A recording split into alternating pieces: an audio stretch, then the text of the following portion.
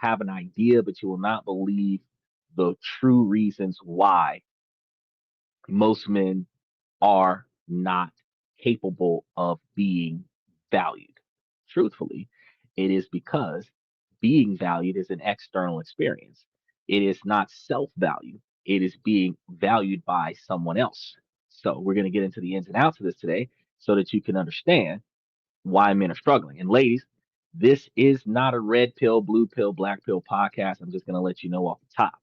But I am going to tell you that right now we're operating at about a 61% male driven podcast from the male's perspective. And we holistically put forth exuberant quantities of effort into making sure that we stay uniform with our observations. So if I say something, ladies, that might tickle your fancy the wrong way, if the shoe fits, you got two choices. You can either wear it or you can change.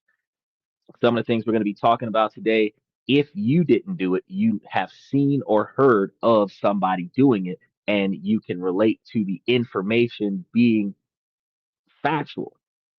So we're not sitting over here trying to point fingers at folks, but if you understand that this information is doable and you can proactively make change by either recognizing it and stop doing it, or recognizing it and then tapping your sisterhood on the shoulder and saying, "Hey, probably should cut that out."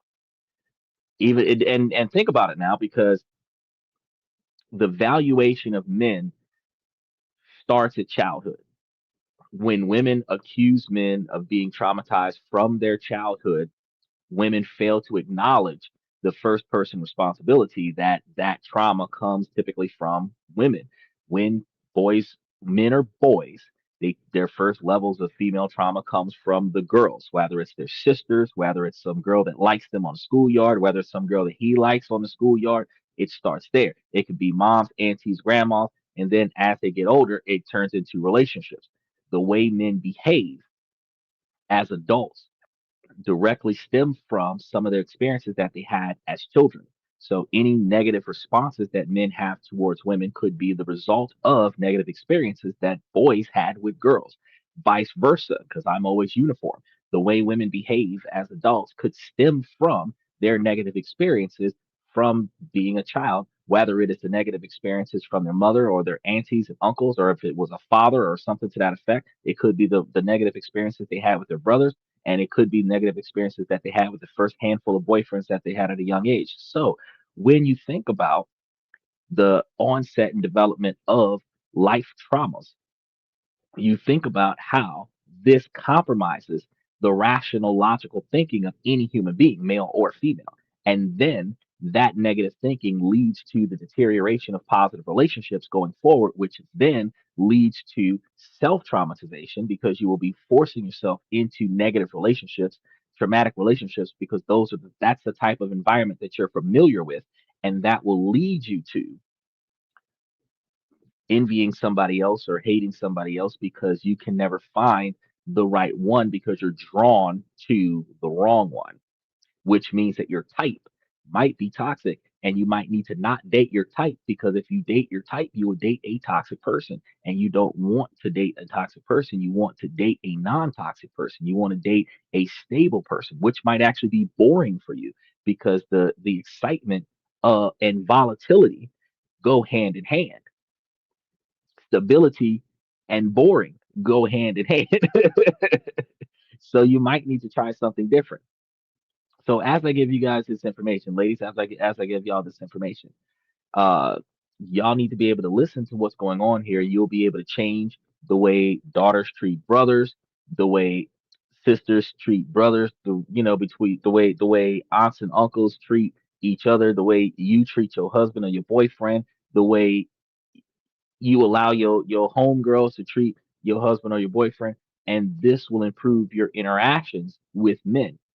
Now, y'all don't have to, but if you want to see positive results in Western culture where the men are withdrawing from social interaction from women, you need to understand that change must occur, and somebody's got to take the first step. Martin Luther King turned the other cheek until change occurred, and still we had an era of I can't breathe, but change still occurred. So With the dating field becoming such a landmine of chaos, one of the first things we have to do is start making change with how we interact with one another. And that's what we're going to be talking about today. So, if you think about it, you can have everything you're supposed to want: a good career, a family that loves you, the respect of your friends, and still feel like a ghost in your own life. Some people think, how? It's that quiet, nagging sense of being invisible, of being unappreciated, despite everything that you do.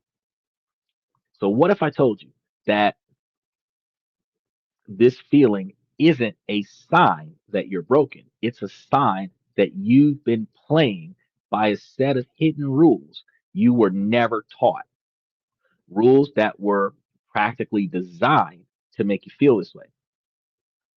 This feeling is hollowness, and it isn't a personal failure. So, you guys got to understand this. It's a collective experience, a silent wave of suffering touching millions of men around the world. It's the paradox of modern masculinity: being successful but not being seen, needed but not truly wanted, present but not fully known. This is a wild paradox. And ladies, I got to tell you before we go deeper into this situation happens more often than you recognize. When you have a boyfriend or a husband and you don't want him to step up and do certain simple things around the house or during the relationship because you can do it all by yourself. I don't need no man. I can do it. Every time you say that to your man, you're saying that he has no value and no purpose in the relationship with you. Um, you have situations where you're needed but not wanted. When problems occur and the person who is involved in a problem wants the man to fix it. It could be the children wanting dad to fix it. It could be the wife or the girlfriend wanting the boyfriend or the husband to fix it. It could be mom or grandma or auntie wanting the son to fix it. But when they don't need him to fix it, I mean, they could care less if you're there. So you're only here to fix their problems. This happens a lot. And then situations where you're present, like everybody knows that you're here, but they don't know anything about you because no one cares to know anything other than, can you fix this problem? If you can, do it. If you can't, I don't need you because I can do it on my own. And this is a huge problem. So today we're going to be pulling back yet another curtain on why this happens. We'll explore social programming that has left so many men feeling chronically undervalued. And more importantly, we'll map out the path to reclaiming the inherent worth that was yours all along. Now, this isn't about blaming the world or finding a quick fix. It's about understanding the game so you can finally stop playing and start living life to the fullest. And let's be honest for a moment. That feeling, it's a strange and quiet kind of ache, isn't it?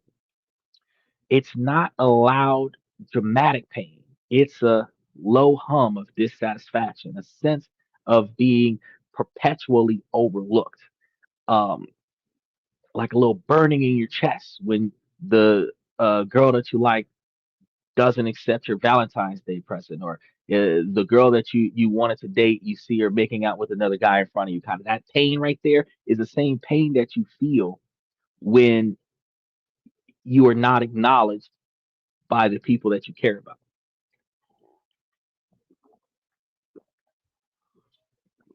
It's the feeling of being the reliable machine in the corner of the room. the one everyone counts on to work, provide, fix things, and be strong. But a machine doesn't need to be appreciated for who it is, only for what it does. And that's the heart of the problem. Sometimes saying thank you isn't enough, but sometimes saying thank you makes a world of difference. You have to understand that when men exist in your presence, those men, whether they're your boyfriends, your brothers, or strange men in passing, when you need help, 9 out of 10 men will put their life on a line to help you. And notice I did not say her or him. If you need help, whether you're a man or a woman, 9 times out of 10, a man in the vicinity will put his life on the line for you because you are in trouble. Yet, society, men and women alike, do not acknowledge and recognize men for being men. We acknowledge a woman for being present because she's got a pulse. We acknowledge children because they're present, because they have a pulse. Oh, they're so cute. Oh, they're so sweet. Oh, the pretty smile. Look good in that outfit. But men have to do something for you to be appreciated. They got to pay your bills. They got to rescue you. They got to get shot for you. They got to get beat up for you. They got to go to jail for you. They got to go to war for you. They have to survive chaos for you.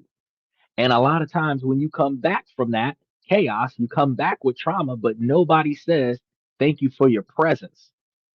Not one woman has ever thought in her life that the 10 men that she passed by in the grocery store, that out of 10 of them, she could have said, you know what, I really appreciate that you're here.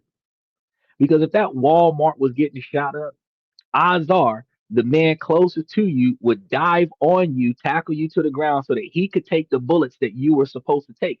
This is what men are conditioned to do in society. Just like when that assassination attempt happened at the president rally, and the man dove on his wife, and he took the bullet for her and lost his life. This is what men are conditioned to do, and it's not like women are teaching men from childhood you must take a bullet for a woman. That's not what happens. But every TV show, every movie, men tell other men you are supposed to be a protector and a provider. Women, girlfriends tell their boyfriends you're the only thing you're supposed to be here for outside of the shallow sex when you're dealing with hookups is being the protector provider. Wives, straight up protectors or providers. It is a social norm that the only thing that a man is supposed to be is a protector and a provider. And beyond being a protector and a provider, lifting heavy objects and moving them across the house. That's it. That's it. So instinctually, the average man will fall on his sword for a stranger because that's how we are trained by our entire society. Okay. And as men make sacrifices in their lives, women and other men forget to find value in that. They forget to appreciate that. You'll feel like a utility, like a tool, a human tool. Michael said, I'm not valued. Most men aren't, bro. Most men are not valued. We're not valued by the kids because the men are usually seen as the disciplinarian. Mom makes the rules, dad enforces the rules. The parents might co-parent in some situations, but usually because mom is with the kids more often than dad, unless mom is the alpha boss lady going to work and dad's a stay-at-home dad.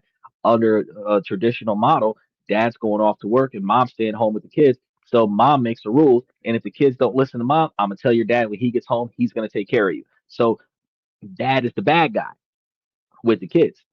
Then with the wife, he always does a good job, but she never says, you're doing a good job. Thank you for what you've done. I appreciate all of your effort. You should take a break. You work too hard. You know, I'll pull extra shifts to help you out. Something. Usually it's I need, I want, I don't have. The kids need, the kids want, the kids don't have. And then when you get it, it's about time. But in situations where life is stable, life is normal, there are no compliments. But when life is shit, he fucked up and she's disappointed. And that's what men hear about is complaints. Men only hear complaints when men didn't do good enough, but men never hear the gratitude when things are going right. Now, they'll get a thank you if you buy her a brand new car. You get a thank you if you buy a bunch of expensive jewelry. You get a thank you if you buy them a new cell phone. But if you put food on the table, if you well, no, you don't put the food on the table. You put the food in the fridge, and she expects you to thank her for heating up the food that you put in the fridge. But she doesn't thank you for getting the food from the store, bringing it to the house, and putting it in the fridge. Notice how the conundrum happens. That everybody wants me to perform. And I feel used. Most of the time, that's exactly where we are. She wants to wear the pants, and we both can't fix. Well, the funny thing about women wanting to wear the pants, I mean, ironically, historically, uh, historically, men and women didn't have what we have right now, where women were trying to be men. But nowadays, women want to be the authority, but we have that problem where not all women want to be responsible and the authority at the same time. They just want to be in charge of stuff. Now, being in charge does not mean being a dictator. Being in charge means that you're going to take responsibility when the shit goes south. So we have those hard hits where he said, I'm inadequate in the bedroom. Well, that happens. They're going to treat you like you are, even if you're not. They'll lie and say that you're not just to hurt your feelings because their feelings are hurt. And you don't even know why their feelings are hurt. It is what it is.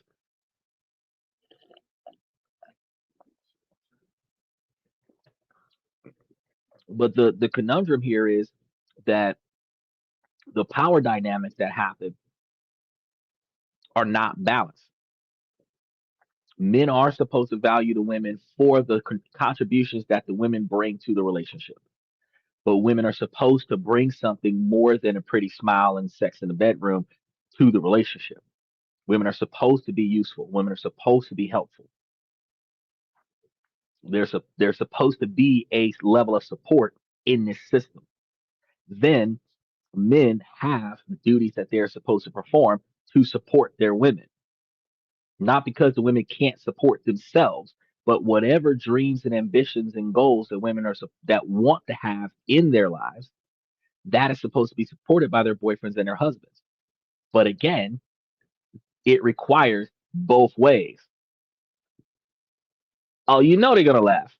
They're gonna laugh at everything that you do, everything you don't do, and they're gonna mock a lot of the stuff that you got going on. I was talking to my father earlier today, and we were discussing uh back in the day when women were more cooperative. My dad asked me, he from 1956. He asked me when was that? I was like, when it was less chaotic.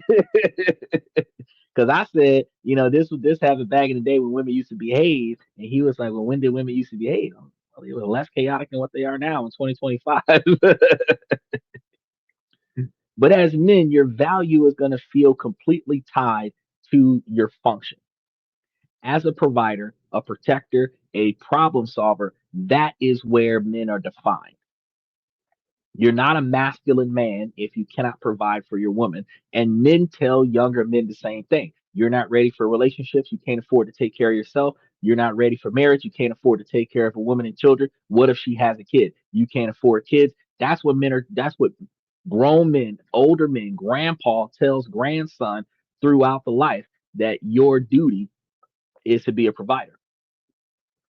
We're expected to be protectors.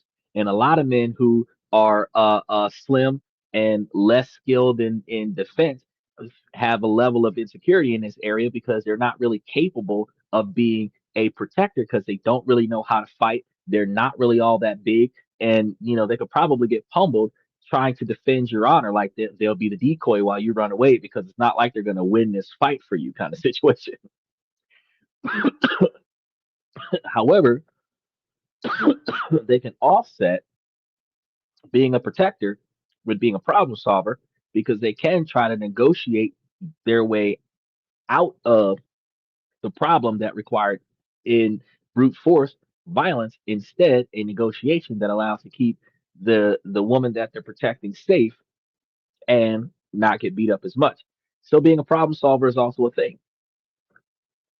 But if you can't do these things as a man, that's when problems arise. And ironically, I think is wild because if a man cannot perform problem solving, protecting, and providing, he is devalued by both men and women in society. But if women cannot perform any type of feminine role, we're supposed to ignore it and say, it's okay. I still love you. It's like, is at first, it better be my kid. It ain't gotta be my kid. If you were pregnant before I met you. But if you get pregnant after the fact, look now, what was that number? 811? You gotta dig two holes now. He said more coffee. Yes, more coffee. Because when I do 2 hours of this, all of the information that I'm going over, it is a mental drain. And I get exhausted just doing a podcast. I gotta take a nap after this when I don't have clients immediately after the show. But of course, people love you though. Your partner, your kids, your friends, but their love often feels directed at your roles. Any of the roles that you play, not the man inside the role, just the role that you play. So they love the fact that you're a provider. They love the fact that you're a protector. They love the fact that you're a problem solver, but you don't feel the love of you, even if you couldn't provide, even if you couldn't protect, even if you couldn't solve problems. We've had women on the show that complained, like the one woman who was working overnight. Um, she got home from work. It was her kid, not his. So he's stepdad, and her kid was hungry. He was trying to order food to feed her kid. He was trying to ask her to help him order pizza. I don't know what grown man don't know how to use an app to order pizza, but he was having trouble with it, and she was having a problem complaining about the fact that he was struggling to feed her child. It ain't even his kid, but she was mad that he wasn't capable enough, that he wasn't competent enough to order food through an app on a cell phone. We had another woman that was mad at her husband because he had lost his job after he put her through college. She left him. We had another woman that was mad at her husband because he wanted to renovate his house using 10% of the renovation cost from her savings, and the rest of it was from his savings, so that he could sell his house, let her keep her house as a rental property, and then buy her a house on the beach. But because he didn't have enough money to do it all by himself, she was pissed off at him. If men cannot fulfill the role fully, society, not just women, society devalues the man for not fulfilling the role. But they claim that they love you for you. But when you ask, what about me? Not one characteristic about you is not protector, provider, and problem solver. You look good. That's about it.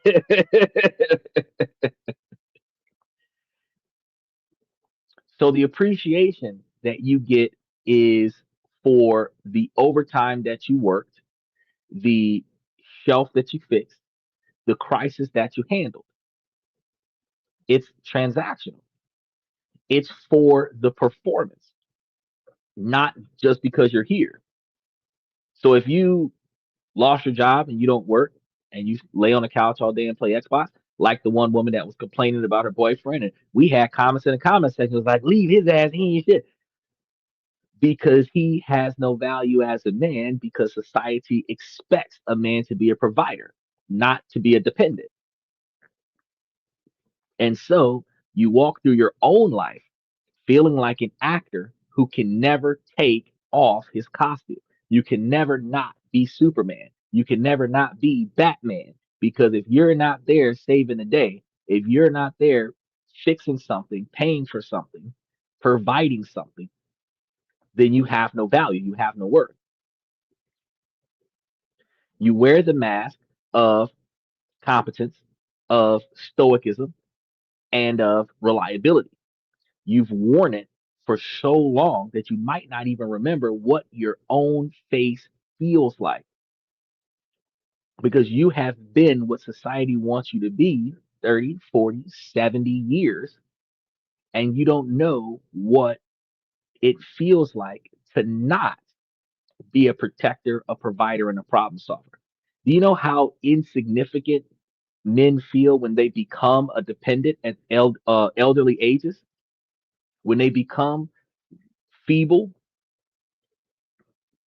they have a lot of them have emotional crises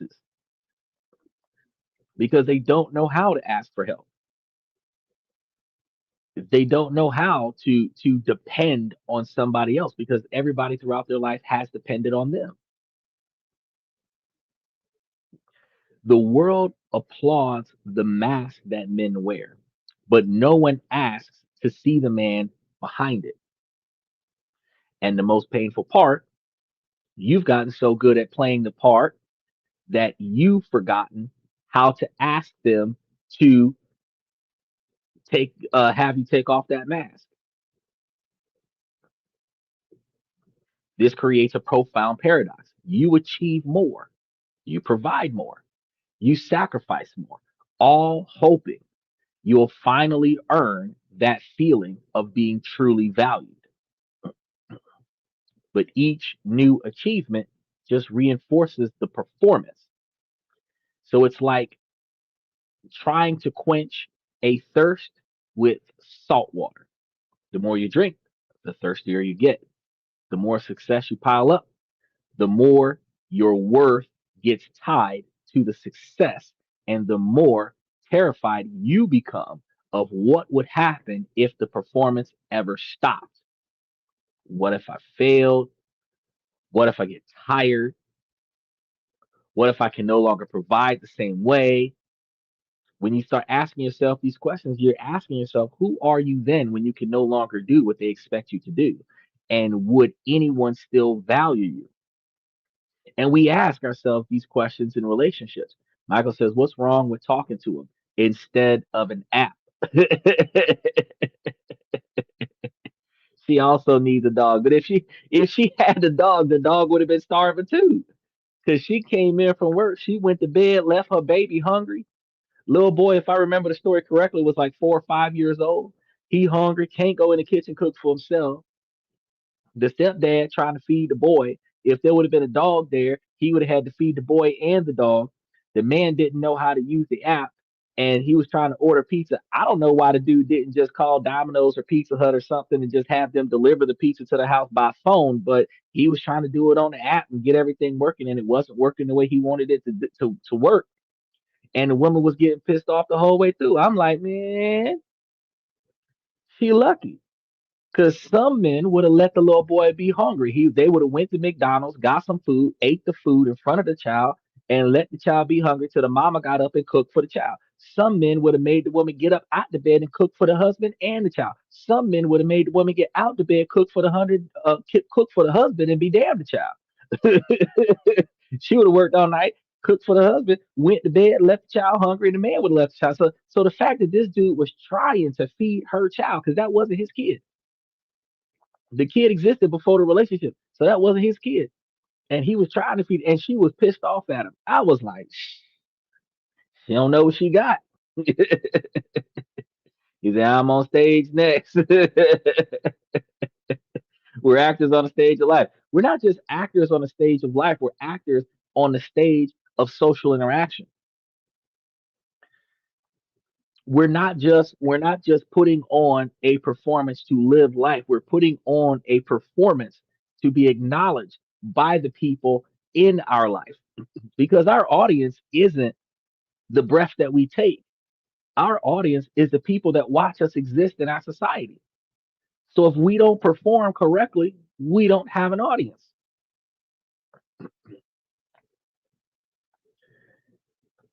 Then you never will. Nope. And this isn't just you. It's a widespread unspoken struggle around men. All men are experiencing this. Research show that men often feel stuck in a bind, expected to be the traditional breadwinner while also adapting to the new, more emotionally engaged roles, leaving them without a clear map of how to find their place. This leaves a void that external success just can't fill. While loneliness is a growing issue across societies around the world, for men, this feeling is often compounded by the pressure to be strong and silent because a man has to be successful. So, what happens if you lose your job?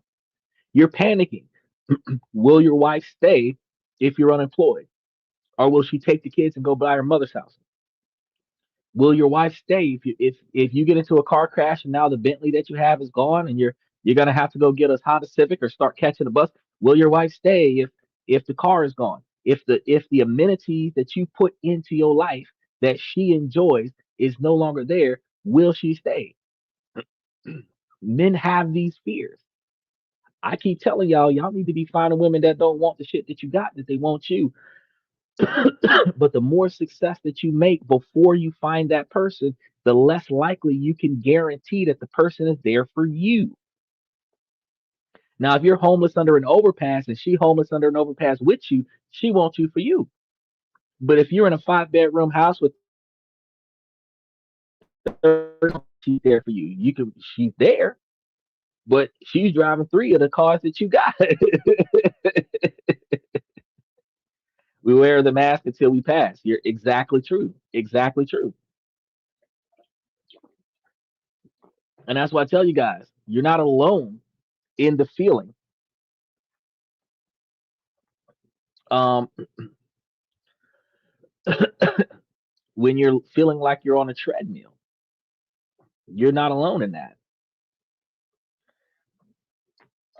You might feel like you're running faster and faster just to stay in the same emotional spot where you're surrounded by people, yet you feel profoundly isolated. He said, change your approach. Well, we're going to be trying to change our approach as we go through tonight's show. He said, I would have made her feed her kid. See, see. So the fact that that man was trying to feed her kid, she had no appreciation on that part. But her frustration was that he kept waking her up because she wouldn't get up the first time he asked her about ordering the food for the kid because he was having trouble with the app. It could have been the signal. It could have been that the app needed to be updated. It could have been that, at his age, he wasn't used to using a Bluetooth touchscreen if he had one of those old Nokia phones, one of those old burner phones that he's used to using. It could have been anything. But the fact is that he was trying to do this for her child and she didn't get up out the bed to help him. So because she kept dismissing him, he kept coming back saying, "Hun, I tried, it's not working. Help!" And she blowing up on him. Now, if I was him, but I got different life than he do. If I was him, I would have just cooked the boys some shit at the house. They should have had something in the house to eat: some hot dogs, peanut butter and jelly sandwiches, some bread and butter. I don't know what the hell, like cereal and milk. Something should have been in the house. He didn't have to order pizza. He really wanted the pizza, and he was gonna share it with the kids. But me, I would have just cooked something and then, gave the kids some of it. Our audience is everybody. Yes. So you're providing for your family, yet you feel disconnected from your family. You're praised for your strength, but you feel incredibly weak on the inside, terrified that someone might find out because we're not supposed to express weakness. Masculinity forbids us to express fear, to express vulnerability, but women still want us to be vulnerable at the same time. So, this is going to be the state of the invisible man. He's not invisible because no one sees him. He's invisible because no one sees the real him. They see the function, the role, the solution he provides. They see the armor, but the man inside remains unseen, unheard, and fundamentally unappreciated for his essence. So you might be that man. You might have built a wonderful life, a fortress of success and responsibility, only to find yourself a prisoner within its walls, wondering if anyone knows you're even there. A lot of times, truth be told, you might live in a house with a family member, a relative, a wife, a husband, the kids, and y'all just exist in the same place on a regular basis. You know somebody else is in the house. Y'all can hear each other making noise throughout the house, whether it's a cough or a belch or somebody using the bathroom or doing something in the kitchen. You might hear somebody talking on the phone or something to that effect. Y'all know each other's in the house, but y'all don't acknowledge each other's existence while you're in the house. Sometimes it takes you going to the other person in the house, knocking on their door, swinging the door open, and just sparking up a conversation. Sometimes it takes you going into the common areas of the house and just hang out there and just acknowledge the other person. Don't just go to the other person when you need something. Don't just go to the other person when you want something. Sometimes you just got to put a little bit of effort of just recognizing who they are.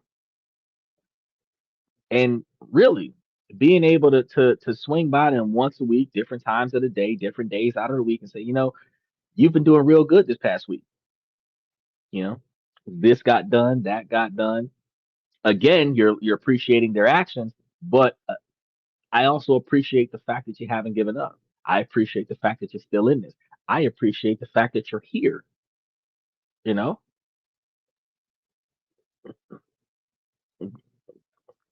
it's the missing pieces of the puzzle. He says so. We dull our pain with alcohol and drugs. Yes, and that's a bad thing to do. A lot of men self-medicate, and that is the only way that, and some not even just drugs. It's like they use cigarettes, they smoke, they drink, they do drugs, they gamble, they go out and hang out at the bars and clubs and waste a lot of their finances to solve their stress. And some of the younger generation, they get on their video games and vent that way, but they're still in all scenarios dulling the pain of feeling ignored. He said, "Aha! You just made me think about kiosks."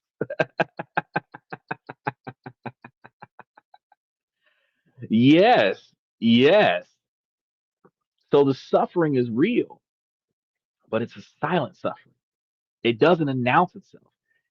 It shows up as burnout. When your man takes a day off and that whole day he sleep, he been off for 2 days and he slept for a day and a half. That burnout, that is him suffering. That is the signs of him suffering without him saying that he is undervalued and overworked. He doesn't have to say it. You see it. So, ladies, y'all in relationships with men that work 6 days a week and on the only day they have off, they sleep the whole time. That's because that man is tired. And it's not just he's physically tired, his soul is tired. You can be more exhausted from mental stress than what you can be from physical stress. And if you got a good man, ladies, that man is tired. And your goal is to try to help him get some rest, get some peace, get some validation. Y'all got to realize that because without that, how do you rejuvenate the Energizer Bunny? Because eventually it will go out. And when it does, you will have to change that battery. You will have to recharge that battery.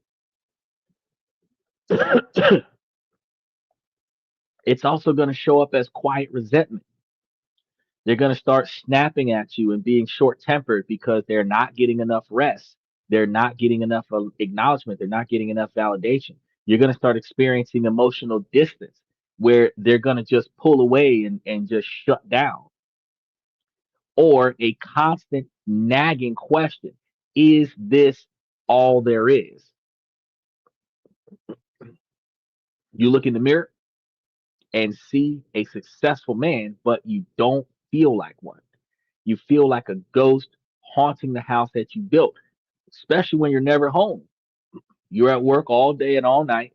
You come back to the house just to drag in, take a shower, hopefully get you something to eat, go to bed, get up, get your clothes on, and go right back out the house.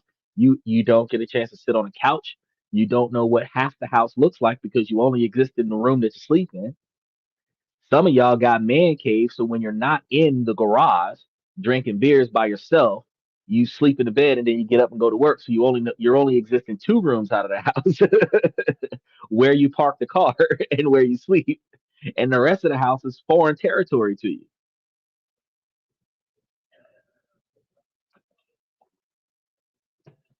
When a man lives like this for too long, he starts to believe this illusion. He thinks his only value is his performance. He loses touch with his own humanity, his own needs, and his own heart. He becomes emotionally constipated, unable to express his needs for appreciation because he's been taught that his needing anything is a weakness. He says strippers. Well, that's what you're going to end up with. You're going to end up with a guy that's finding emotional validation from strippers. And ironically, that industry, exotic dancers, strippers, escorts, prostitutes, that industry, porn stars, that industry only exists because that area of satisfaction for men does not come from the women that they date. So there is an emotional void between a man and his girlfriend, a man and his wife, that is not being filled by the girlfriend or the wife, that leads the man to pay for that exact same validation from someone that is not in his relationship. And I ask ladies all the time, why do you let your money go somewhere else? Why are you not? Why is he paying for a substitute when you could have done it yourself? If you're not going to recruit these females to to get in here at their own expense and make your man smile, you need to be over here making your man smile so that all the money stay in the house. Because the monogamy does not benefit men. In order for a man to have 209 children, he gonna need 20 women. In order for a woman to be emotionally fulfilled, she can have 10 male best friends and not sleep with any of them. Think about that. And in modern society, women don't have to be fulfilled by having children. So, I mean, children is mostly a desire for men. So, a female having open relationships, 5 or 10 male best friends that are attracted to her, but she doesn't want to have a relationship with them. She can have a relationship with an extra guy, the 11th guy, who she doesn't mind sleeping with. And then if she has any financial issues, that she can lean on one of the 10 male best friends that she has. She has a Rolodex of 11 men. She's fulfilled in those situations. Not all women do this, but I'm just saying that this is a possibility. But a man can't say, oh, I got 20 women on my Rolodex that know about each other and don't mind me having interactions with 20 other women, because each woman wants that man to herself. But each man is willing to get as close to that woman as possible. And as long as she ain't sleeping with that guy in front of him, he ain't really complaining. See what I'm saying? The dynamics are not the same. So when we're dealing with men that are not getting that value, these men are not only going to avoid showing their emotions and showing their need for appreciation because it's being seen as weakness, they might even get angry or withdraw, not because he's a bad person, but because it's one of the only socially acceptable ways for a man to express deep seated pain. Men aren't supposed to cry. So instead of crying, they yell and cuss, punch holes in walls, flip tables, break stuff, because that is the only socially acceptable ways for a man to express his pain. That is also identified as domestic violence and toxic relationships. Paradox. So if this is so common and it's not your fault that it's going this way, fellas, where does it come from? It's the result of a system. See, y'all thought I was going to say it's just the women. It's a system. It's a set of hidden rules, a social program that has shaped masculinity for generations. This is a societal issue. It ain't just the females causing the problem. Fellas do the same thing to one another. We just don't pay attention to it. You've been living your life according to a script that you never realized you were handed. The bro code, the man code, the masculinity rules. And to break free from feeling undervalued, we have to expose that script. So we have to drag these unspoken rules into the light, because only when you can see the bars of the cage can you finally find the door. So here's the truth most men never face, because it's hidden in plain sight. Your feelings of being undervalued isn't an accident, it's the predictable outcome of social conditioning passed down for centuries. From boyhood, you were trained to operate under a set of unspoken rules that define a good man. These rules, however well intended, created a psychological prison that disconnected you from your own worth. So let's expose them. Rule number one, the commandment of Stoicism: you must not feel, or at least never show, your feelings, right? This is the first and most foundational rule. As far back as Boys Don't Cry, from the moment you were a boy and fell off your bike, that message was clear. Be a big boy. Boys don't cry. Shake it off. Boys don't cry. Only babies cry. Big kids don't cry, right? Don't show emotion. While girls were often encouraged to talk about their feelings, boys were taught to suppress them. Sadness, fear, vulnerability were coded as feminine. Boys aren't supposed to be scared. Toughen up, go kill that spider. Toughen up, go crush that roach. You know what I mean? And because these vulnerabilities were considered feminine, they were then identified as weaknesses to be conquered. Society reinforces this through media. So, strong, silent types and a powerful narrative equating emotional expression with a lack of masculinity. People just blurt out, oh, he's acting feminine, he's acting gay, because he's not performing those masculine roles. And it's weird that they always devalue the sexuality of a man when he's not performing alpha male tendencies. But it never happens when a woman falls out of the feminine tendencies. Women can be fluid, men cannot.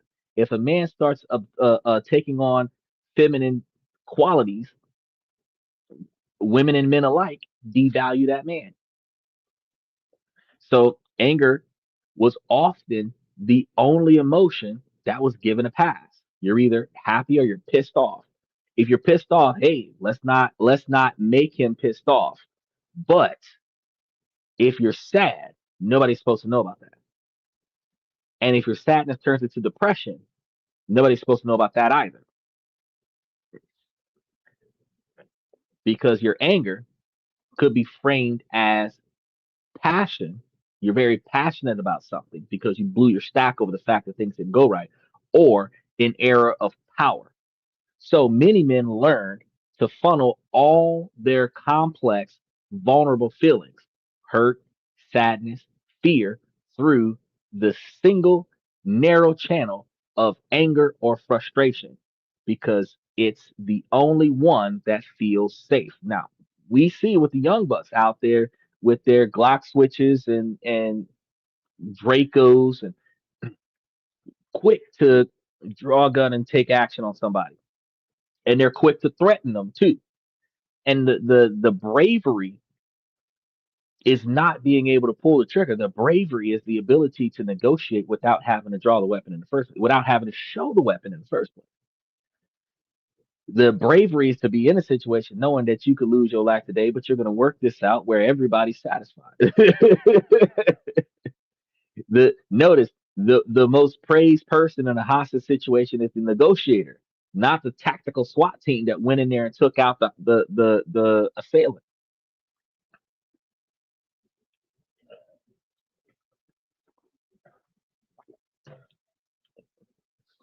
The results of lifelong training of this magnitude is what is called emotional constipation. You become a stranger to your own inner world. You might not even have the words for what you're feeling because you were never given the vocabulary. You could also find yourself in situations where when you expressed your feelings, you were shamed for it. We've had, I can't say all of the phrases because of the YouTube guidelines, but you know, don't be a P word. You know what I mean? They had that one. You had man up, don't get your panties in a bunch. You know, you had other more derogatory phrases where they emphasized that you were being a woman because you were vocalizing your feelings.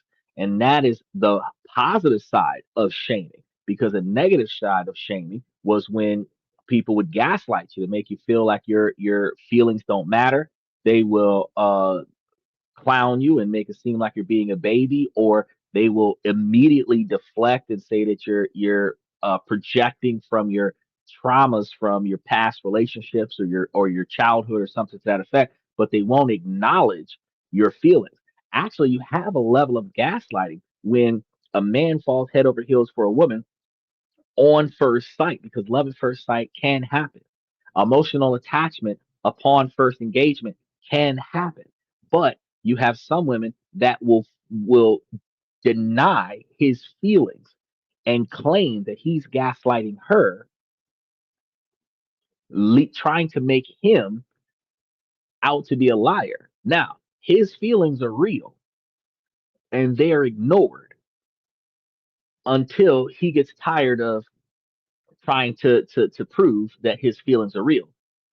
Now, the moment he stops trying, she can say, "See, I told you so." So he has two choices in that situation: to deal with the abuse of being rejected by the person that he cares about because she won't accept the fact that he truly cares about her, or give up on it and prove her right. So lose lose. How can you ask someone to appreciate you for who you are when you can't even articulate who that is or what you need? How can you feel seen when you're spending a lifetime making the most human parts of you invisible? This rule forces you into profound isolation.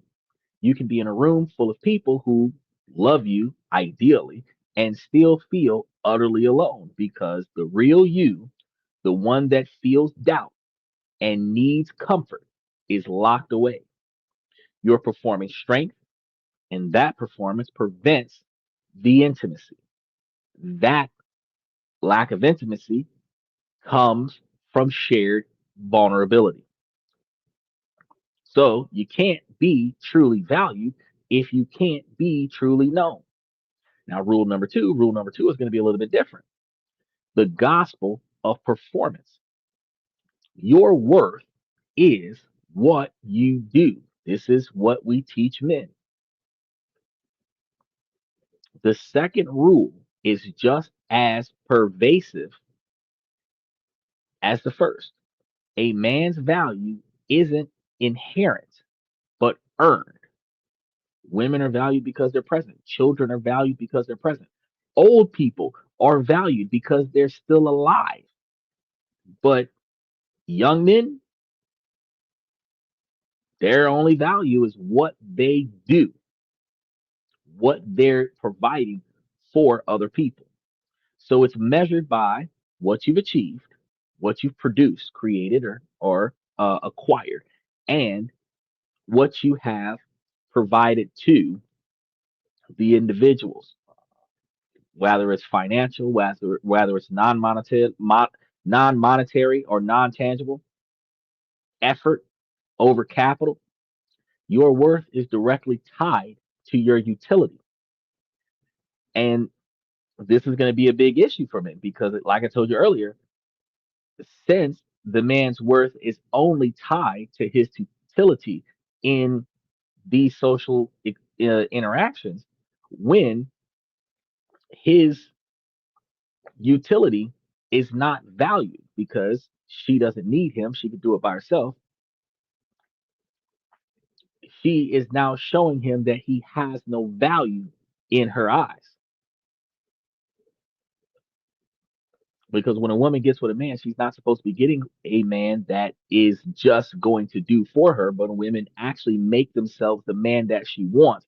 And then she's looking for a man that's better than that. So if she finds a man that can do for her what she can do for herself, that man's not on her level. She's looking for a man that can do more for her than what she can do for herself. So the man who is on her level, who can do for her the same things that she can do for herself, has no value to her. And since he has no value to her, he's going to lose his emotional position in a relationship with her. Women believe that men are insecure about a woman's success.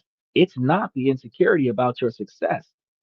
It is the lack of vulnerability that a man can express in a relationship when the woman is doing more than a man. If he's making 30,000 a year and she's making 100,000 a year, she's gonna rub it in his face and she pays for everything.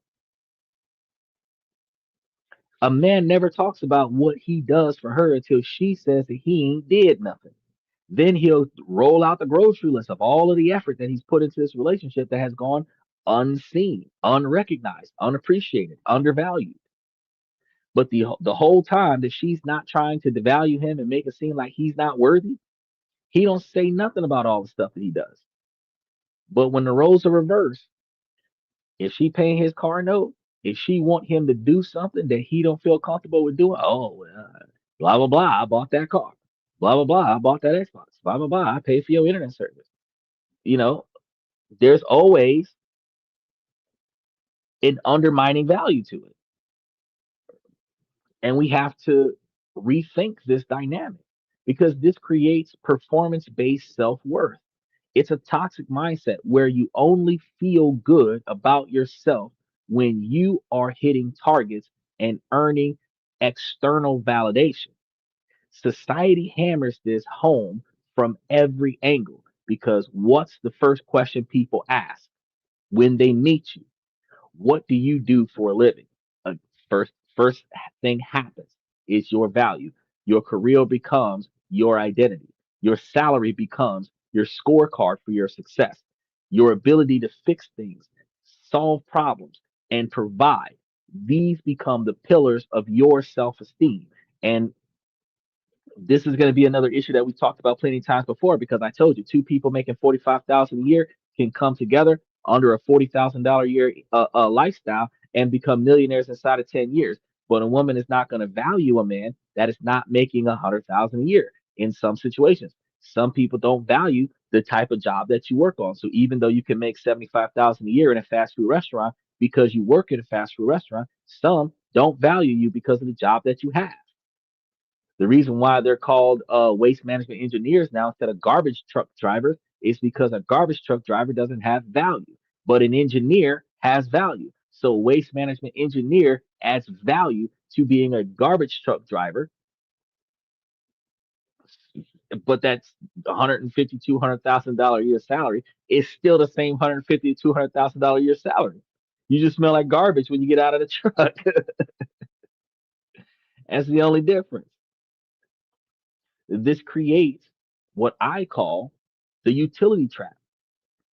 When your value is based on your function, you're seen not as a human being, but as a human doing. Your efforts aren't a gift to be appreciated, and that's why chivalry is considered dead.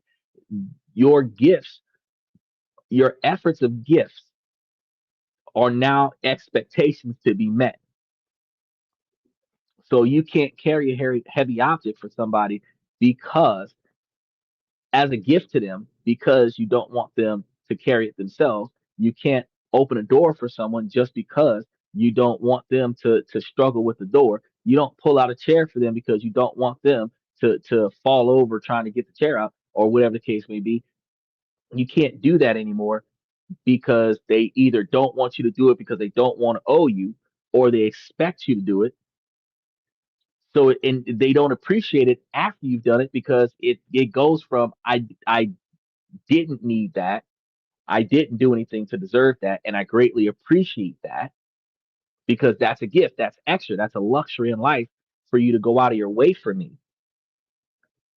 It goes from that mythology to, oh, you had better. So because you did what you had better do, because it's become an expectation, you're in a situation where they don't even say thank you. They don't even appreciate or validate the fact that you do things, you go out of your way for the other person, because it's expected. Like, you better go out of your way for me. Like, that's the core foundation. So, which adds a handicap to the social interaction. So when you fulfill the role, you're not going to get a medal. You're simply met a higher level baseline. It's your job now. And because it's expected, it often goes unacknowledged. People don't thank a hammer for being a good object to hit nails with. They just use it. And this is why achieving more doesn't make you feel more valued. It just raises the baseline of what's expected for you to perform. It's a frantic, exhausting, and unwinnable game. And there's no way to win it. Because what happens when you lose your job, get older, or face a problem that you actually cannot solve? According to this rule, your value plummets. And that fear, that terror of being useless, drives men to burnout, anxiety, and deep insecurities that no amount of success can soothe. Now, rule number three, because we've only covered two of the four rules. Rule number three, the code of emotional intelligence. Now, we've covered this quite a few times over the past 2 years. You must figure it out alone. That is what they expect of men. Now, this rule is a direct result of the first two rules, because if you're not supposed to show emotion and your worth is based on your performance, then asking for help is a cardinal sin. It's a double failure. It exposes weakness, which violating rule number one, and signals incompetence, which violating rule number two. So, compounding this, many men grow up without role models who demonstrate healthy emotional interdependence. Fathers and cultural heroes often embodied in stoic lone wolf archetypes. They didn't talk about their feelings, they handled it. This leaves generations of men without a blueprint for navigating their inner lives or relationships in a healthy way. So men do talk about their emotions, but often indirectly, through shared activities rather than face to face conversations. So instead of guys talking about their feelings and talk about their emotions and talking about their problems, where we're sitting down facing each other and really getting down to the core of the problem, we might talk about something that's bothering us over a game of pool, or while we're building a big project, or as we're taking a long drive, while we're on a golf course, while we're out fishing, while we're watching the game, while we're watching the fight, while we're performing a bro task together, rebuilding a car from scratch,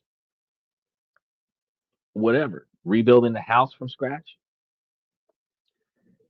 And a lot of the times, this is going to happen where we bottle it up and suppress it until we find an activity that other guys can join in that activity with us so that we can vent. And that's going to be one of the major reasons why you see a lot of married guys and guys with girlfriends at the bar, because you can vent with your homies while you're drinking at the bar, at the pool tables, eating nachos.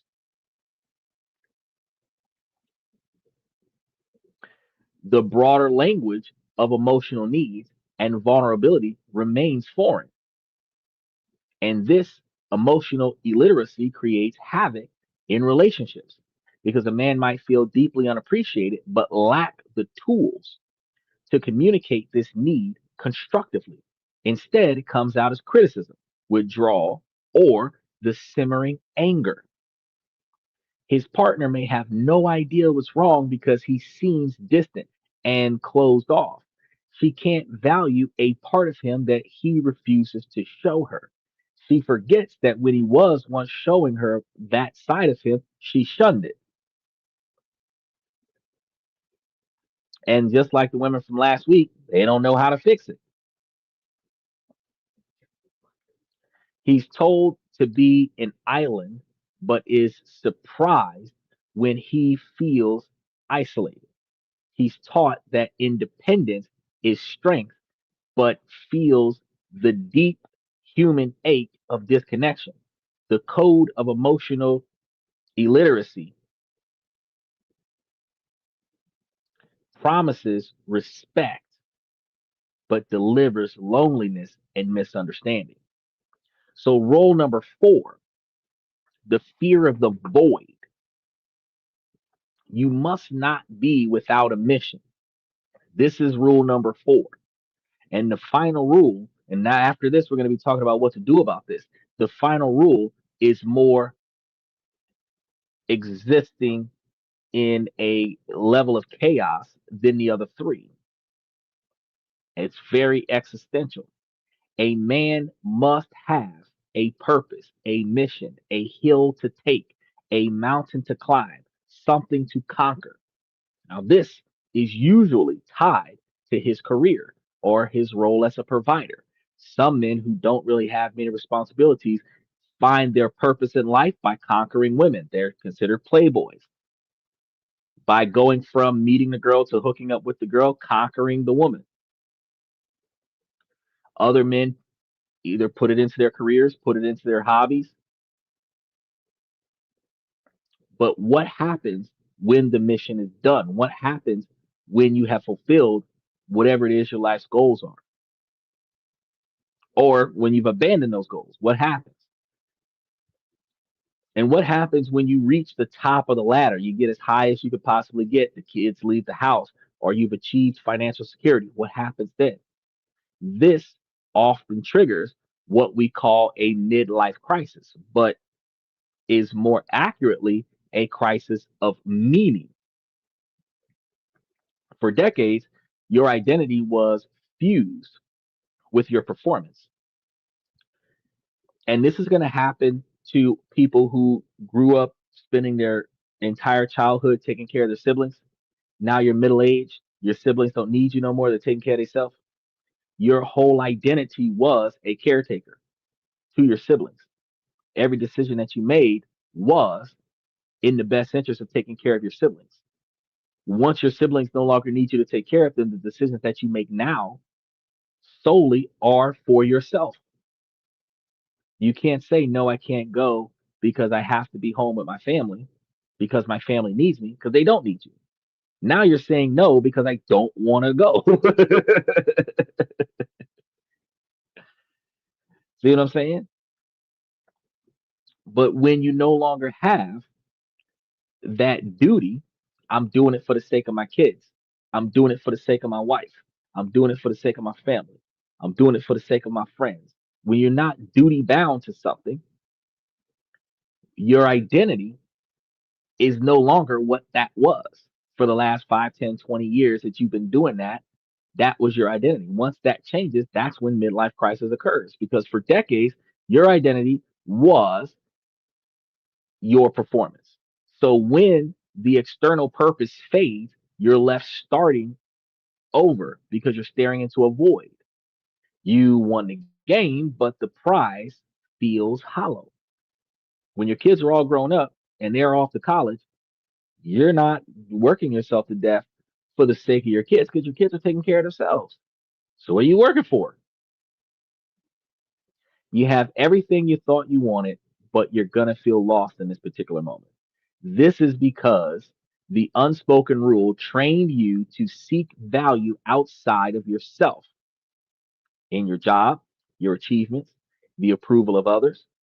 They never teach you to cultivate an intrinsic sense of worth that exists independent of any external role, an identity that isn't tied to what you do, but to who you are. So you're left with a choice.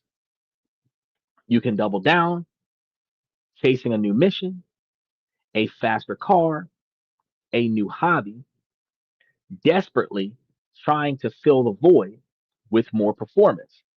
Or you can do the terrifying, courageous work of turning inward and asking the question you've been avoiding your whole life. Who am I without my job? Who am I without my role as a provider? What gives my life meaning beyond my utility? That's a crazy feeling to have.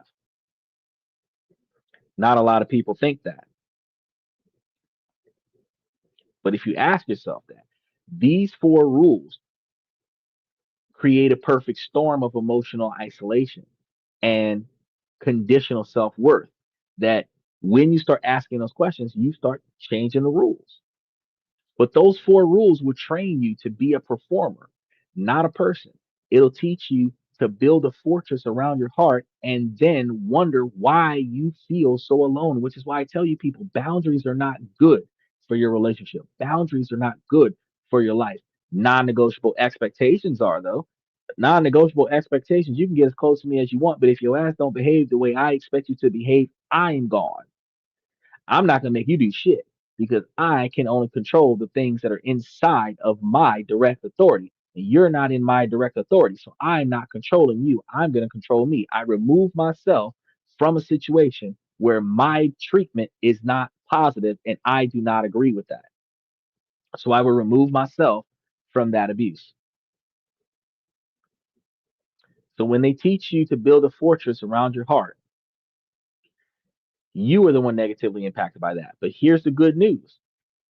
These are just rules. They're learned, which means they can be unlearned. So the first step was seeing the prison.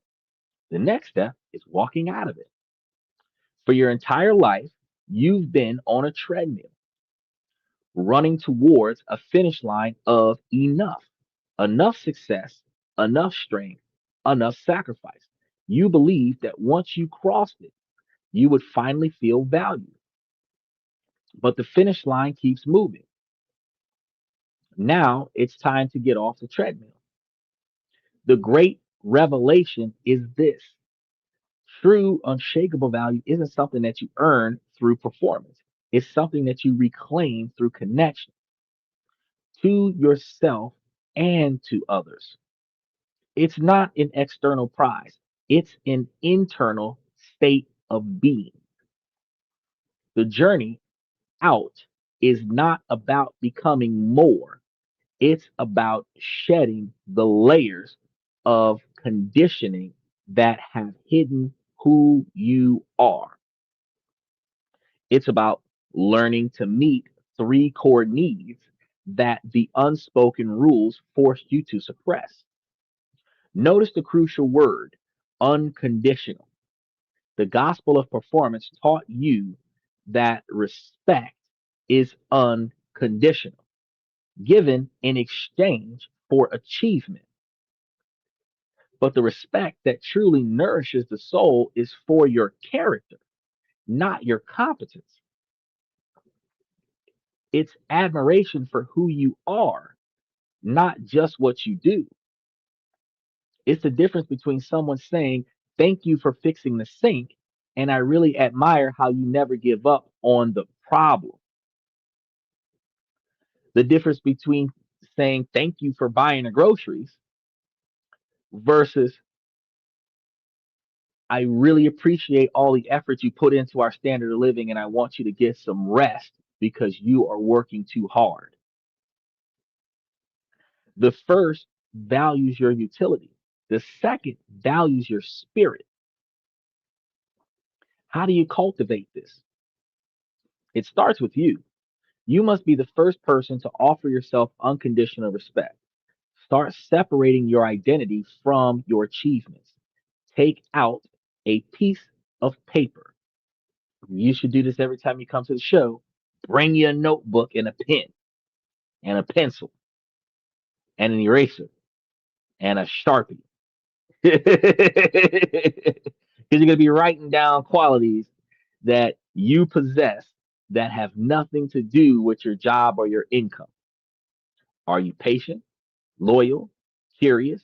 Are you a man of integrity, a devoted father? Do you have a great sense of humor? These are pillars of your character. This is the bedrock of who you are.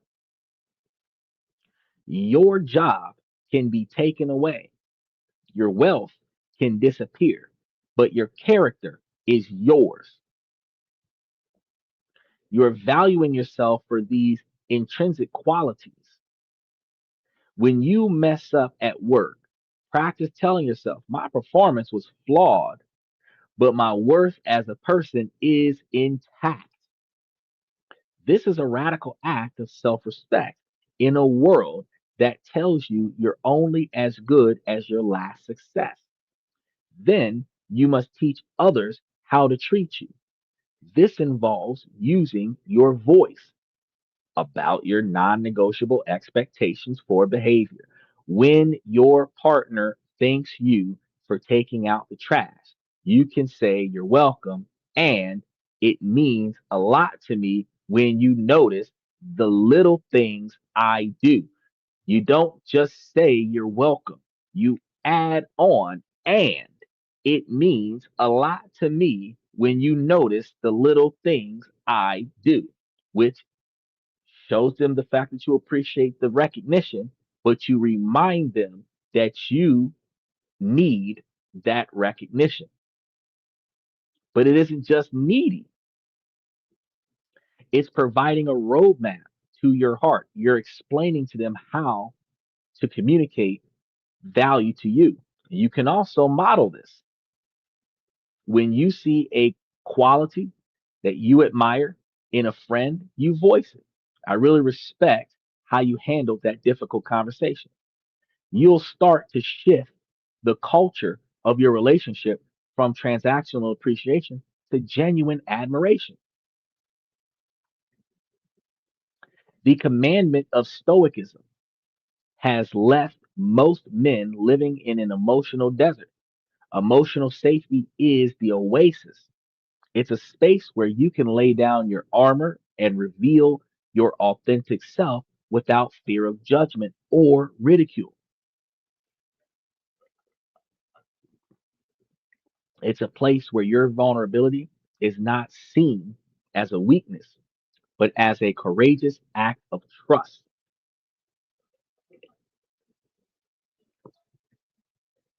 For many men, this is terrifying.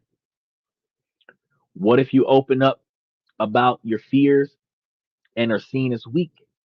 What if you share your struggles and your partner loses respect for you? That fear is real and it is conditioned. This is one of the reasons why, ladies, I tell y'all that in a strong, rock solid relationship, you need to have a transparency clause that includes no judgment, no resentment, and no retaliation to the new information that you hear from your partner. So if he has the courage to come and tell you the shit ain't right, all you're gonna do is help him get through the shit. If he tells you that he didn't did something he wasn't supposed to do, all you can do is help him get through it. But if you get mad, if you lash out, if you take negative action towards the news, it is no longer a safe space for transparency, which means he's no longer going to tell you the truth. He's no longer going to keep you informed. He's no longer going to confide in you because it is not safe for him to maintain a positive relationship with you. It is not safe for him to devolve in you, to debrief you, because if he does, he will be disciplined for it. That's why creating emotional safety has to be done carefully and incrementally. So you want to start by identifying who in your life has the capacity for this, who listens without immediately trying to fix the problems, who shows empathy, who will take the information in and not regurgitate it to the other people in your network, because this is key factors in your trusted confidant. This might be your partner, but it might not be. It might be your friend, or you might have a friend that can't hold water. It might be one of your siblings, or in some situations, it might be a professional like a therapist or your mentor, your boss, or ironically, because we got young bosses with old heads working in intro level positions, it might be one of your employees that's just got a bunch of sage wisdom. Once you've identified potentially a safe person to confide in, you test the waters. You share something small, a minor frustration or worry.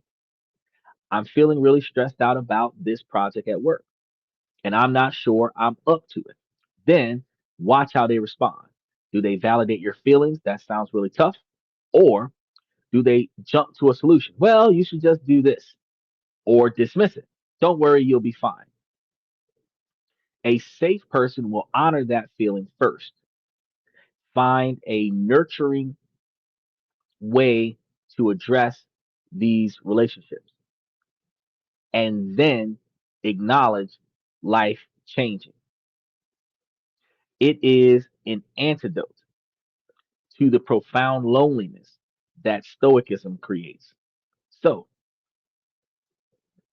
interestingly, a sign of emotional safety is a playful banter, the ability to gently tease each other and laugh at yourself shows the relationship is not brittle and can handle imperfection.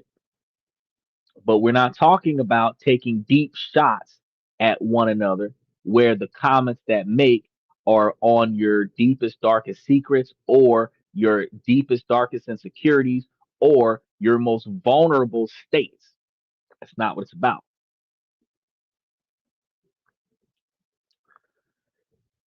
It's like if you push the pool door and y'all can laugh about that. It's like if you tripped on the sidewalk and y'all can laugh about that. Little things,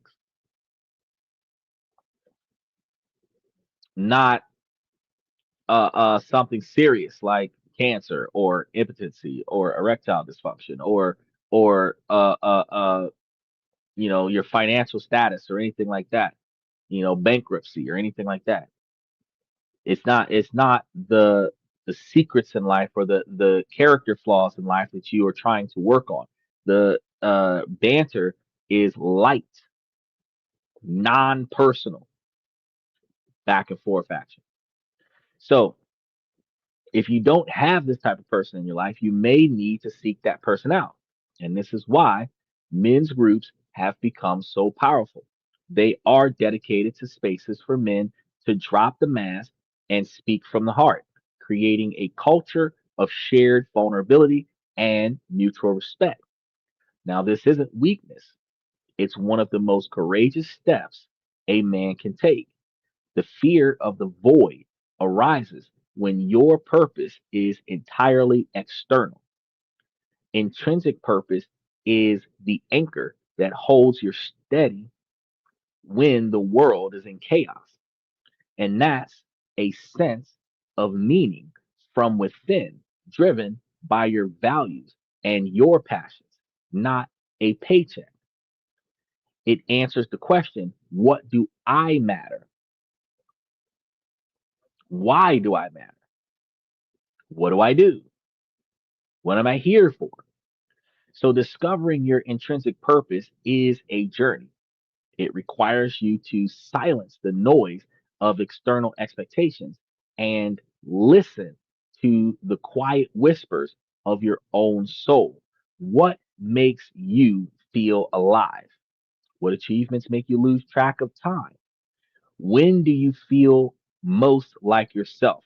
I find myself enjoying this podcast for an extensive period of time.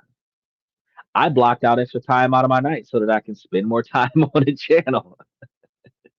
I finish when I finish, unless I have a client right behind it. But most of the time I don't. And because of that, I could do 4 hours if I wanted to. Your purpose doesn't have to be one specific grand mission.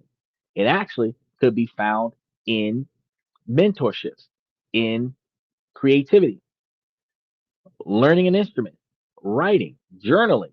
Start your own backstory. Biographies are becoming big these days. And if you're doing a biography of your life, and you're doing a biography of your life from as far back as you can remember, and adding as much detail as you can actually start doing a series about yourself, a 5, 10, 20 book series about yourself. Publish it as an ebook and sell it online. As you make yourself successful, it'll be worth something. Or building something with your hands for the joy of building it, not the fact that you have to build a house or fix the roof or clean the gutters or declutter the chimney, but just work on something like build a boat in the yard, start working on a playhouse, or do it, add an addition to the house. You're going to turn into a man cave or whatever the case may be. Do something constructive with yourself in nature, in fatherhood, not just as a provider, but as an emotional and spiritual guide, or in mastering a skill for the love of the craft itself. Research on the meaningful life often points to three factors: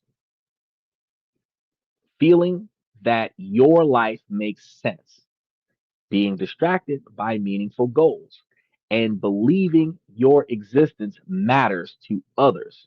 And that last one is very important. An intrinsic purpose addresses all three. It provides a narrative for your life that's bigger than your job. It gives you goals aligned with your soul, and it connects you to others through contributions, not just transactions. So when you're rooted in a intrinsic purpose, your core sense of self remains stable. You're no longer a ship tossed on the waves of external validation. You are a lighthouse rooted in your own foundation, shining your own light. Now, this isn't a quick fix, it's going to be a deep, transformative work.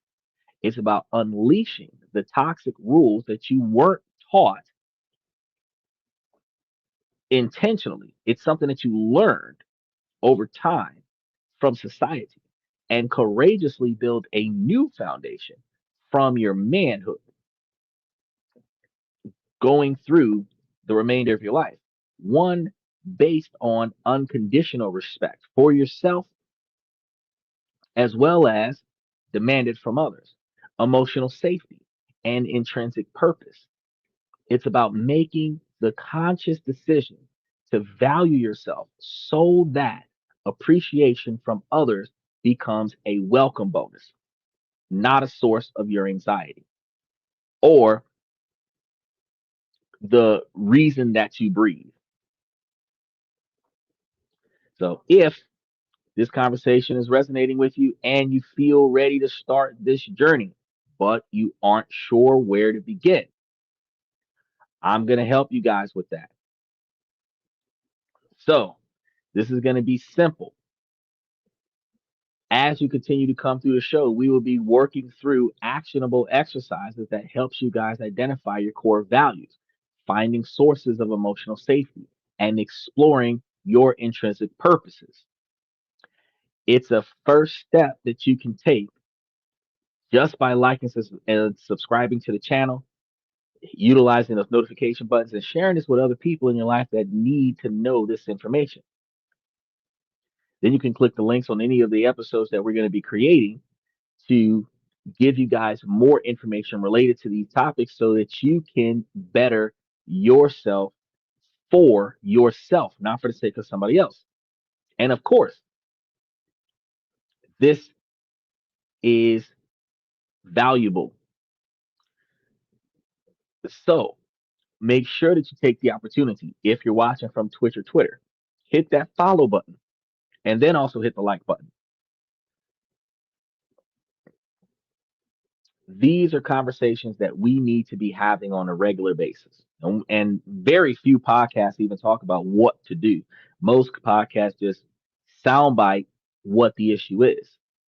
They might soundbite it, few dozen frame changes, and throw some awesome backdrop music on it, but they don't actually bring you a solution. By sharing these ideas, we slowly begin to change the rules for ourselves and for the next generation of men. The feeling of being invisible and undervalued isn't a reflection of your worth. It's a reflection of the flawed blueprint for masculinity you were handed long time ago because you were taught to be a performer, a provider, and a problem solver. You were not taught how to be a fully expressed, emotionally connected human being who is worthy of respect simply because he exists. And remember, I told you guys at the beginning of the show, women and children and sometimes elderly people are valued and respected simply because they exist. Fellas, once we change our behavior patterns to exist with value because we breathe, not because we did something for somebody, that is when we have a higher level of self worth in addition to societal worth.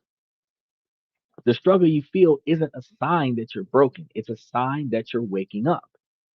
It's the tension between the man you were conditioned to be and the man you were always meant to become. And this ache is called to adventure. You're going to start wanting to explore this situation. It's an invitation to begin the most important journey of your life, the journey back to yourself, like the hidden grail. And it's going to require a lot of courage, the courage to be vulnerable, the courage to ask what you need from other people, the courage to define your own worth. But on the other side of that fear is a life of authentic connection, profound meaning, and an unshakable sense of your own value. So your value was never something you had to earn. It was only ever something you had to uncover. The real work isn't about becoming more. It's about remembering who you have been all along. Now, that was very deep, I know. And I really appreciate you guys for swinging that swing with me. I'm going to first start off by saying, ladies, as long as the situation doesn't make sense, I'm going to keep asking you ladies to make it make sense. So, ladies, please make it make sense. But, fellas, I give y'all this information to help you guys become higher value men. I am providing you guys with the tools and resources that you need to be successful, not only in your business life, but also in your personal life. But, ladies, the information that I'm providing on every show is not just going to make men better men, but it'll make you higher value women as well. Knowing how to acknowledge your sons, your brothers, your uncles, your fathers, your grandfathers, your male best friends, to validate them benefits you because having a stronger male society that is not broken aids the society in being stronger. You notice that women have become so much stronger now than what they used to be before the 60s because of the societal movement to empower women to behave strongly. In 2025, there are a lot of alpha women that are complaining about the weak spirited men in Western culture. That exists because Western culture has destroyed the male spirit. So, ladies, in our society, if you want stronger men, you have to build them. I know y'all say all the time, I ain't his mama. I don't want to raise no grown ass man. I understand. I understand how you feel. But ladies, if you want a fast car, you got two ways to do it. You either build it from scratch as you go along, or you pay a lot of money to get one that's pre-built. If you want a good man, you either build him from scratch or you put a lot of effort into proving that you deserve this man.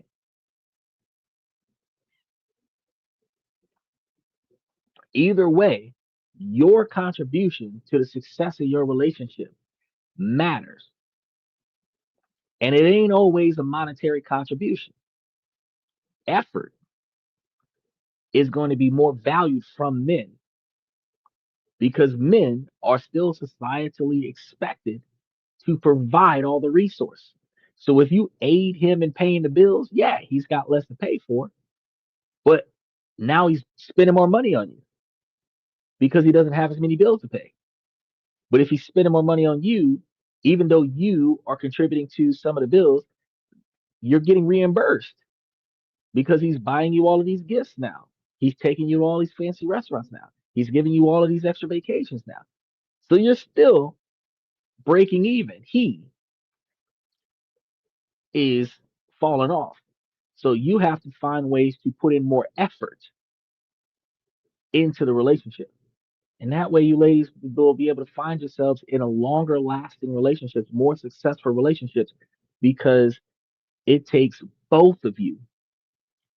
And ladies, if y'all got a good man, he not gonna give up on the relationship, no matter how shitty the relationship is. So if you got a good man, you know that you got plenty of time to fix this, but you got to start today trying to fix it. Do more for him with less expectations of reciprocation. Do more with him so that you can have that quality time and bonding. Even if you got to do something that he wants to do that you're not a big fan of, because I know men that go to operas with women just because she liked the opera. I know men that join book clubs just because his wife's got the book club. Men take up hobbies just to get with the women. Ladies, y'all are going to have to start doing the same thing because in order for you to find fulfillment in your marriage, in your relationship, you have to have value in your partner and then you have to put in effort to connect with your partner. If you don't put in the effort to connect with your partner, that's going to force your partner to always be chasing your attention. And I'm going to tell you something. I'm going to be real with you. If you were always chasing a man's attention, you would not feel valuable. When a man is always chasing a woman's attention, he stops feeling valued by her. If you don't start pursuing him as your boyfriend, as your husband, if you don't start pursuing him, he will accept the pursuit of a woman that's not in his marriage, that's not in his relationship, because the validation has to come from somewhere. The admiration has to come from somewhere. People fill voids in their lives. Daddy issues come from girls that don't have that positive male role model in their childhood. So they fill the void. Whether it's a positive or negative fill, they fill the void. Mommy issues, same thing. Boys that don't have positive relationships with a positive female role model in their lives will have mommy issues and they're going to have to fill that void. Whether it's positive or negative, they're going to fill that void. So when it comes down to the admiration and validation of your man, if you don't fill that void, He will either fill it for free with a woman that values him, or he will take money out of the household and buy that validation, buy that admiration. And before it get that far, ladies, y'all need to step up and recognize where things are going south. Now, we got a lot more of these coming up for the rest of the week. Things are going to be unraveling in all kinds of wild ways. So make sure that you take that extra time to like and subscribe. And then share some of these shows with the people that you know that need to hear it. Whether you've been through it and you want to resonate with some other people, if you want to utilize this as a catalyst for a conversation with your partner or your friends, or whether you know somebody who's going through something that they need to hear this, share this with somebody that you know. Because the more we grow together, the better we are. As the center of your network, every time you grow, you want to teach your growth to everyone else. Mentorship is supposed to be down and across, not just you being better than everyone else and you teaching the people that are beneath you success wise. You also can teach the people on your level how to make themselves better. Y'all don't climb the mountain together without one of you pulling the other one up. But when you pull somebody above you, they're supposed to pull you up too.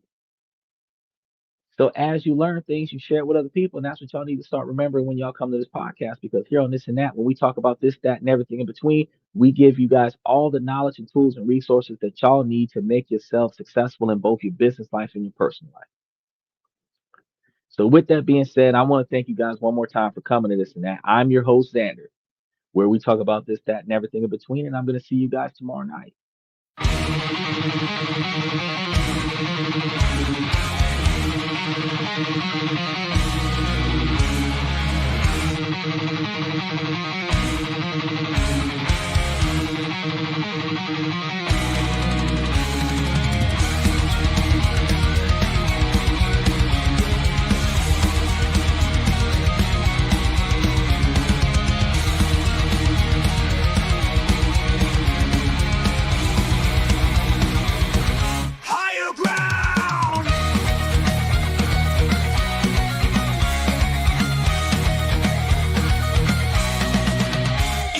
Chase validation, now I validate myself.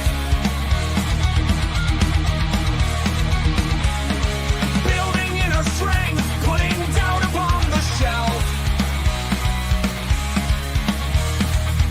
No more unnecessary drama, no more wasted time. Climbing higher, constantly making my own climb.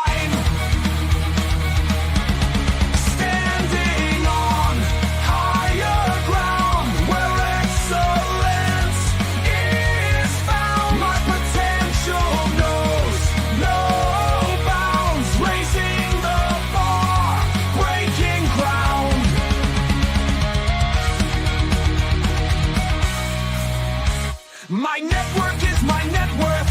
Choose your company wise. Surround yourself with eagles, not with sheep in disguise.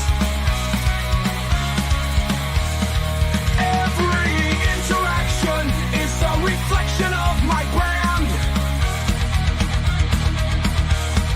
Quality over quantity, that's my personal command.